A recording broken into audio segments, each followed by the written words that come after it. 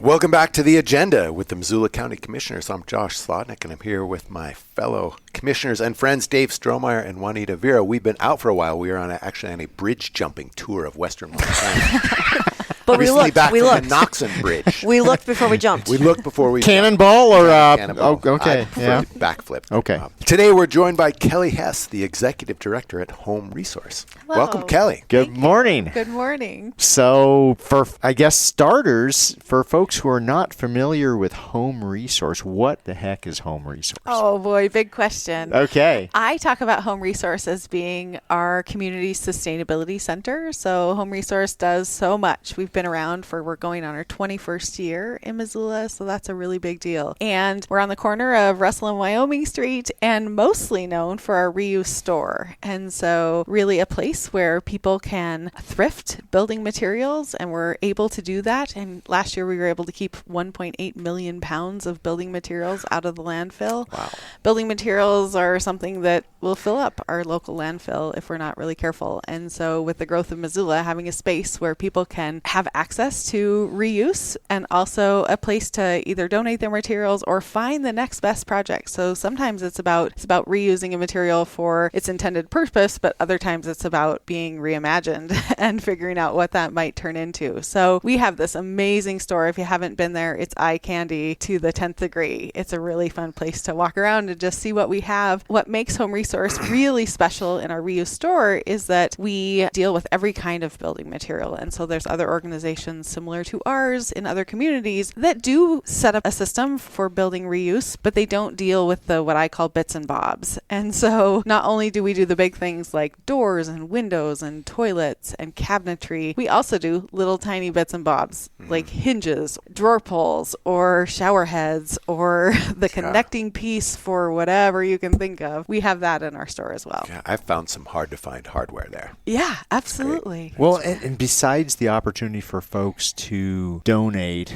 materials to Home ReSource and then for those materials to be resold, do you have programming? Yes, also? thanks. Yeah, so we're known for that reuse store, but we also have an onslaught of programs that are around sustainability. And so things like we have a 5th grade education program. It's called ZWAP, and ZWAP stands for the Zero Waste Ambassador Program. So we go into every school in the area as far as Alberton and Frenchtown and Lolo and all of the schools within Missoula, and we have an educator that goes and talks about small things, both what kids can do to reduce their waste footprint, but also with an inspiring message of hope, right? Climate resiliency is hard and can be a doom and gloom topic. And so working with 5th graders to spark hope and say that every little bit matters. And the end of that education experience is they come to Home ReSource on a field trip and they get to do a scavenger hunt and do some math around what would it mean if we built this chicken coop or bathroom remodel, whatever their task is, and how much would they potentially save out of the landfill, and what's the upstream impact of not having to buy or produce those materials. So we have an education program. We have a really amazing internship program where we have 5 cohorts over the course of the year. Teenage youth come in and it's paid internships, and they come and they get exposure to jobs in the trades. There's certainly a lack of individuals that are going into jobs in the trades, and with the growth of our community, we all know that we need to foster that, and they can be really incredible jobs and incredible opportunities. So what kind of work are the interns doing? They're doing work in our wood shop every time. Make sure that they have exposure to a different type of person that works in the trades, and so that might be, we had some really cool architects that came in and shared, what they're doing and how they're doing that, and the kids got to then draft up some plans of rebuilding some structures in our yard at our store to create coverage for the lumber that we have out there. So it's different every single time. Some of that's guided by the students, and other parts of that is our real intention of sharing sort of that exposure piece to You mentioned jobs. wood shop. So are people making things in there? Yeah. So we have an incredible wood shop that is used for community workshops, and we have a workshop coordinator that's in there, and he's planning classes in partnership with the Lifelong Learning Center. People can register for those classes. Just this last month, we started having open workshop hours and woodshop hours. Wow. So community members you pay a small fee, but you can come in and use any of the tools. And anyone can do that. Yeah. So you go through a training. you go through a mini first, training. yeah. Exactly. And there's a small fee, but on a sliding scale. So really wanting that access piece of allowing people access to tools and opportunities. But we've seen really positive feedback on that as well. Who in their home life has, space to set up the giant, table saw and all of the drill press and all of those things. I've been in there, and I have to say, really nice ventilation too. Yeah. So it's rather than doing this, cobbling this together in your garage and breathing a bunch of sawdust, you're in a really nice place. Yeah. So Slotnick, are you going to make us a new conference I'm gonna join up. here? Please do. Yeah. I'm gonna become part of this. I like it. that. I like it. That's super cool. Last program that I just don't want to leave off the conversation is around zero waste systems. And so is that where you're going to bring up? Okay. We were actually working our way towards waste. The That is a new. yes. Okay. But We're headed towards the new thing. Yes. So we have a zero waste systems manager and program, and that's in partnership with the county and the city and local entities that helps us figure out what's the best systems, right? There's a lot about very specific things, but there's also the behind the scenes. How can we make our community more sustainable in the long run? And some of that is figuring things out in a really creative way. This last week, we were at the Western Montana Fair, and we were there as the green team, and we set up an entire system with the fair. And now our local fair is known nationally, as it should be, because it's amazing. And part of that is because there's zero waste systems that are in place there. So we don't have the numbers in yet. I was going to say, give us some impressive stats. Okay. Fair just ended yesterday. Yes, fair just ended yesterday. In 2023, we were able to divert 60,000 pounds of waste. And so that just means that all of the trash from the food vendors and things like that was sorted instead of just into a garbage pile. It was sorted into compost because we have a local compost facility. It was sorted into recycling. And we coordinated volunteers, but did the pre-work to also coordinate with all of those vendors. And so they were using materials that made that sort really, really easy and possible. And what was super helpful, because I was at the fair this last week also, and putting together the display display board, which actually showed items that could be compostable or super helpful. Yeah. And the green team was amazing because the bins were never overflowing, or I didn't think they were. This is kind of a classic example of when you make it easy for people to do the right thing, they do the right thing. Right. We should be emulating this and outside of the fair as well. Absolutely. That accessibility piece and that education, combined with the education opportunity, that's really what we're focusing on at Home Resource every single day. How can we make these things easy, understandable, and accessible to everybody in our community? And that leads us to household chemical disposal. You knew where we were going. I'd say in partnership with our 5-star health department. Absolutely.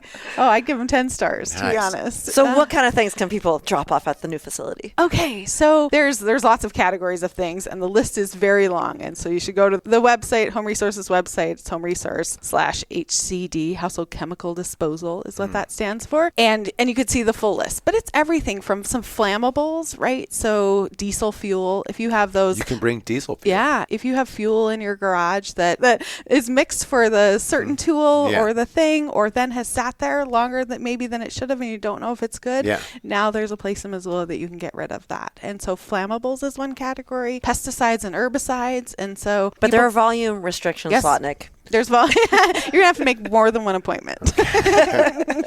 10 gallons per visit is our limit. 10 gallons of just diesel fuel or 10 anything? gallons total 10 per gallons visit. total. Okay. Right now is our limit. As we're testing the waters, as we're figuring this out. And that's actually quite a bit because not every container is fully, all the way full. What we're seeing is a lot of people are bringing the leftovers of what they may have used, or when they moved into their current home, it was left over in the corner of the garage and they never knew what that thing was or how to use it. So pesticides and herbicides is another category. And then there's like PCB ballasts. People can bring PCB ballasts to that. I don't know what that is. What does that mean? Yeah, that's the lighting tubes.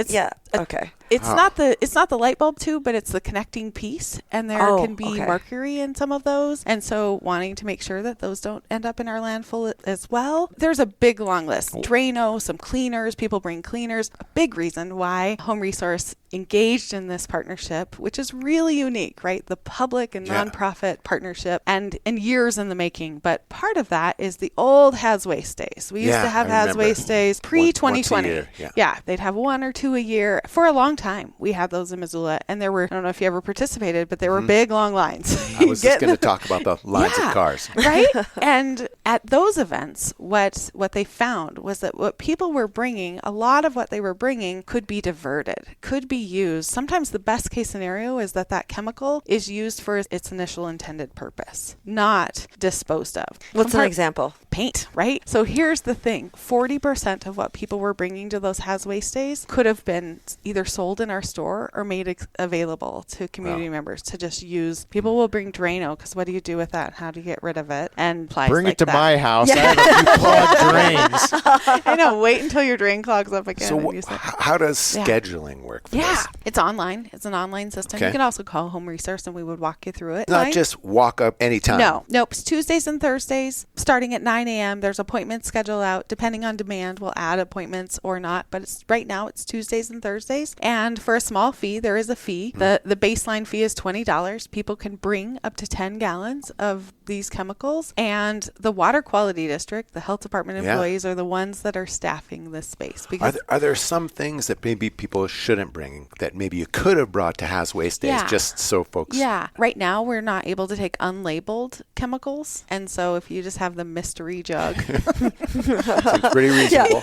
you cannot bring that. And really, part of the registration process is them asking really specific questions of like, what do you have? What do you not have? There's some check boxes. And so if it's not making the checkbox list, you can inquire to see if I can bring this thing or not. But we're trying to make it as predetermined, will we accept So these when you things go or not. through the appointment process, you will learn if the chemical you have is acceptable or not. Well, and then if it's not acceptable, what happens to it? You just got to What drink should a that person? thing. Oh, right. Okay. I would point you to this Waste Wizard tool that we have. It's another thing that you can find on the Home ReSource website. And this is managed at the local level by our team at Home ReSource. You can go in and you can type in anything. You could type in a computer mouse. You could type in XYZ chemical and see where can I safely dispose of this. Sometimes that will be pointing you to Home ReSource. Oh my goodness, they will take your whatever. Motor oil, that's one that gets brought up all the time. We're not right now taking motor oil because there's an outlet. You can take motor oil to the local Napa. And O'Reilly's will take it too. And O'Reilly's, good to local know. auto parts stores will take that, and they have a process for them recycling that. So I might be a case in point here. Yeah, no. So I have got a garage full of DDT. no, uranium. Paint. So Paint. right now, apart from scheduling a time to drop in here, it sounds like maybe not all of it, but some of the paint I have, I might be able to just come to Home ReSource. Oh my goodness, we have a whole paint room and not pay the $20. and not pay the $20. Absolutely. So our rules on paint, just to be clear, are the paint needs to be 5 years old or newer. So it needs to be relatively new. 5 years. 5 years. Okay, 5 better years get is cracking impressive. here. Yeah, it's just our threshold. And the containers need to be at least half full. That's how we know that they're not totally dried out. And then we ask that they haven't been frozen, if you know that, right? Like just if it hasn't been. Absolutely not. They have Not in your garage. Heated. And if those three factors are true, then absolutely we'll bring that. We sell so much paint. Really? Paint's really expensive right now. I so purchased paint at my HR. goodness. Yeah, You got it that is. whole little paint shack. It's pretty sweet. Yep. And so, for pennies on the dollar, you can buy paint at Home ReSource. And we have a lot of paint of lots of different colors that people can do. We shake all of our paint. We test our paint before we put it out for resale. If your paint doesn't meet those criteria, then if it's water-based paint, if it's latex paint, then our recommendation is that you dry it out. And so the good way to do that is mix it with sawdust or kitty litter, crack the lid and let it dry. As long as it gets to where it's not like Viscous. Viscous, yeah, thanks. Then you can put the lid back on and throw it away. I just want to go sideways. I'm Please do. just going to throw a big compliment at HR. We said pennies on the dollar on the paint. So over the years, I bought so many building materials at Home ReSource for our family farm. And the dollar savings is just spectacular. And there's an equity thing here that I don't know if it was part of your mission or not. But right now, and actually for quite a while, building materials really cost a lot of money. And the difference in buying new and buying salvaged is just astronomical. And obviously, there's an environmental benefit, but the economic benefit to people who don't have tons of money are thinking, man, I would really like to fix those back steps, but I can't go buy, a $20 treated 2x6. Yeah. at the standard box store. One of the things about HR that's kind of fun is you don't know what you're going to find because the inventory is rotating. So I allot myself a little more time than I would if I go to a regular store, but I almost always find some special treat, a little gem that I wasn't imagining. I knew I needed before I got there. It's quite an experience and a great thing you're doing for people who don't have tons of money, help take control of their own lives. Thanks. That certainly is part of our mission, that accessibility piece, making sure that people can have access to the materials that they need. There's real stories. Last week there was somebody that came through our doors, and I happened to have just been downstairs by the till, and so I was sort of overhearing this interaction, but they were saying like, hey, my kid busted our toilet. My landlord, right? Real things. Happens real all things. the time. Happens all Playing the with a things. sledgehammer as kids do. And we have an inspection. My landlord, we have an inspection, and I need to repair this before they come because I don't want to be at risk of losing my housing. And that sounds like it may be an exaggeration, but it's not. Really having access. And the other part of this story was this gentleman said, and I get paid on Friday. Is there any way I can come back in and pay on Friday? Well, we have a community member in need program where we can just say, no, you can have that toilet. And part of how that works is because our community is generous and is donating that material in the first place. And so we really do try to have very, very affordable prices. It's amazing. And we're also realists of, if this is a need situation, we're going to make sure that people can have those materials. When we were making chit chat before we started, I asked you how the tool library was going, which I know is not your organization, but your neighbor. But I'd be like, what a great strategy to have the tool library next to HR and have programming too. So we're really setting it up so people can fix things and rebuild things even if they don't have the resources or the immediate knowledge or tools. So good on you for this. Yeah, the big design of our future vision of our campus is really having this. We have such a great location and having centralized spot where people can come. And so that's another thing with this household chemical disposal is having that where people are already used to coming and dropping off materials in a place that's not too far off the beaten path where people can easily come. And it's so easy. Yeah. Oh, it is easy. And so that felt like another this is the right fit. Also, if you just want to feel good about Missoula, go to HR at Saturday or Sunday at about 11 in the morning. There are tons of people, and it's all alive and vibrant and happy, and you'll run into somebody and you'll find something you didn't expect. It's just a great vibe over there. Thanks. So do you ever foresee a time when folks will just be able to drop in at the household chemical facility, or are we at a point scaling where up. Just pour that shit right on the cake. testing the waters, the clean waters, so to speak? So. Yeah. What we're thinking about right now is could we have set days or weekends where we're, less by appointment and say, okay, every weekend in the month of June, you can just stop by, get ready to maybe get in a line, but you can just get ready to stop by. As we're testing the waters, we're trying to figure out part of the limiting factor on this is both because it's staffed by the Water Quality District employees who are trained up to do it safely. And so managing that sort of connection, but then also we're trying to gauge how long it's going to take to fill each compartment of this facility that we have. Describe the facility because it's kind of nondescript. You roll in to the parking lot and you're like, what? This is just a storage container. But Totally. But it looks exactly like a storage container. And in fact, it's a very, very specific and technically designed storage container. It has 3 different compartments that each have 6 layers of containment within that compartment to make sure that if anything did spill, it would not spill outside of itself. But one is to hold the flammables, another one's to hold the herbicides and pesticides, another one's for a different type of chemical. And so they're all separated. But anytime that we're getting close to one of those being filled to capacity, then we got to work with the hauler who's going to come and pick up that material and